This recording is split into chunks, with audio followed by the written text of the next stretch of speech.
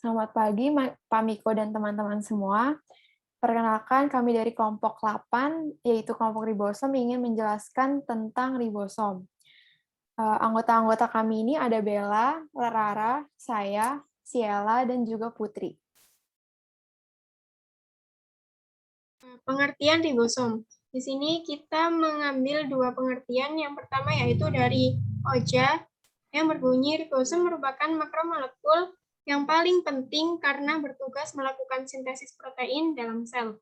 Ribosom adalah struktur yang sangat kompleks yang terdiri dari komponen protein dan RNA yang dimodifikasi secara kimia.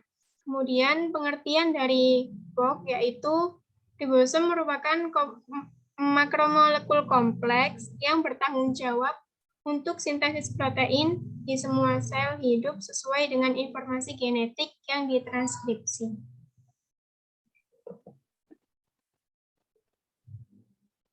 Selanjutnya ada sejarah dari ribosom. Pada pertengahan tahun 1950-an, nama ribosom ini pertama kali ditemukan oleh George Emil Paley.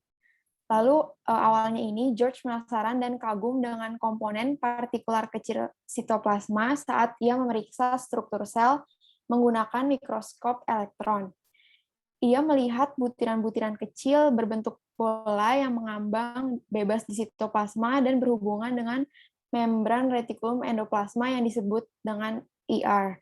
Awalnya granula yang terikat pada IR ini mereka menyebut dengan nama mikrosom.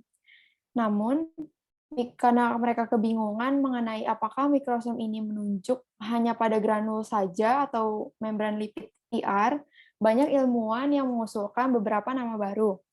Namun, nama yang disetujui ini adalah ribosom yang dikemukakan oleh Richard B. Roberts. Dari bahasa Yunani yaitu badan dan juga asam ribonukleat. Penemuan ini juga memenangkan Nobel Prize di bidang psikologi dan juga kesehatan. Fungsi dari ribosom yaitu menerjemahkan informasi genetik yang dikodekan dalam urutan nukleotida mRNA ke dalam urutan asam amino protein.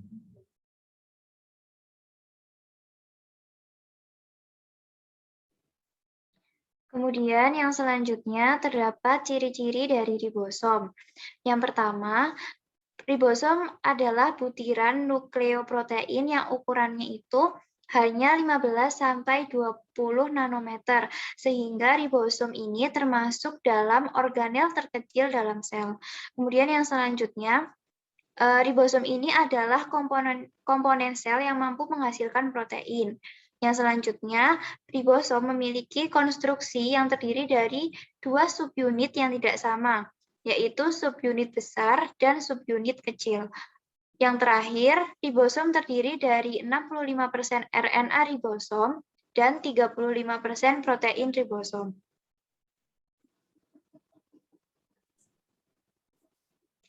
Nah, di sini terdapat bentuk dan ukuran dari ribosom. Dibagi menjadi dua, yaitu ada prokariotik dan eukariotik. Yang pertama adalah prokariotik. Di dalam prokariotik ini, ribosom memiliki ukuran 70S dengan kandungan 6% RNA dan 40% protein. Organel ini terletak bebas di bagian sitoplasma dengan ukuran subunit 50S dan 30S. Ribosom di sini mempunyai panjang 29 kali 21 nanometer dengan massa 2.520.000 Dalton. Kemudian yang kedua ada eukariotik. Di sini ribosom memiliki ukuran 80S dengan kandungan 40% RNA dan 60% protein. Organel ini terletak bebas pada sitoplasma dan terikat dalam retikulum endoplasma. Kemudian mempunyai panjang sekitar 32 kali 22 nanometer dengan massa 4.220.000 Dalton. Untuk struktur ribosom terdiri dari protein dan asam ribonukleat atau yang biasa kita kenal dengan RNA. Ribosom juga memiliki dua komponen utama yang disebut dengan subunit besar dan subunit kecil, di mana subunit kecil merupakan tempat melekatnya mRNA dan bertugas untuk menerjemahkan kode mRNA menjadi asam amino. Sedangkan subunit besar merupakan tempat berlangsungnya sintesis protein pada proses translasi, yaitu kondisi ketika antikodon pada tRNA bergabung dengan mRNA yang telah diubah menjadi asam amino yang kemudian akan membentuk ikatan polipeptida. Kemudian ribosom juga memiliki satu tempat pengikatan pada subunit kecil dan juga 3 tempat pengikatan tRNA yang terkenal dengan tempat A aminosil, P peptidil, dan juga E atau exit yang terdapat pada subunit besar. Selanjutnya yakni jenis ribosom. Jenis ribosom berkaitan dengan posisi letak dari ribosom itu sendiri. Berdasarkan posisi letak ribosom, jenis dari ribosom digolongkan menjadi dua, yaitu ribosom bebas dan ribosom terikat. Untuk ribosom bebas, yaitu sebuah struktur sel yang tersebar luas di bagian sitoplasma. Ribosom terikat yaitu salah satu struktur ribosom yang biasanya menempel di bagian retikulum endoplasma. Permukaan pada retikulum endoplasma yang terdapat ribosom dalam keadaan menempel disebut dengan retikulum kasar endoplasma.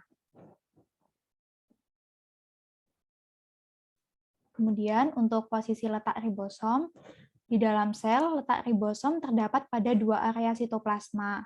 Terdapat ribosom yang bebas dalam sitoplasma dan terdapat pula yang menempel pada membran sel eukariotik. Pada organel sel yang bergerak bebas berguna untuk sintesis protein.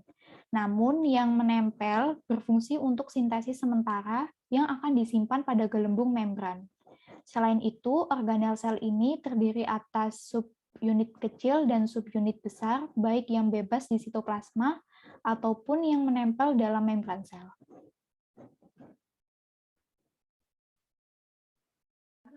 Keterkaitan ribosom dengan gizi. Yang pertama, ribosom berfungsi untuk sintesis protein. Sehingga ketika terjadi kerusakan pada ribosom, maka akan terjadi gangguan pada pembentukan asam amino dan tubuh akan mengalami kekurangan protein sehingga bisa menyebabkan malnutrisi atau kwashiorkor dan marasmus, dan untuk jangka panjangnya mampu menurunkan massa otot atau otot tidak mampu terbentuk sebagaimana mestinya. Sekian penjelasan dari kelompok kami. Mohon maaf apabila ada kata-kata yang kurang berkenan. Sekian dan terima kasih.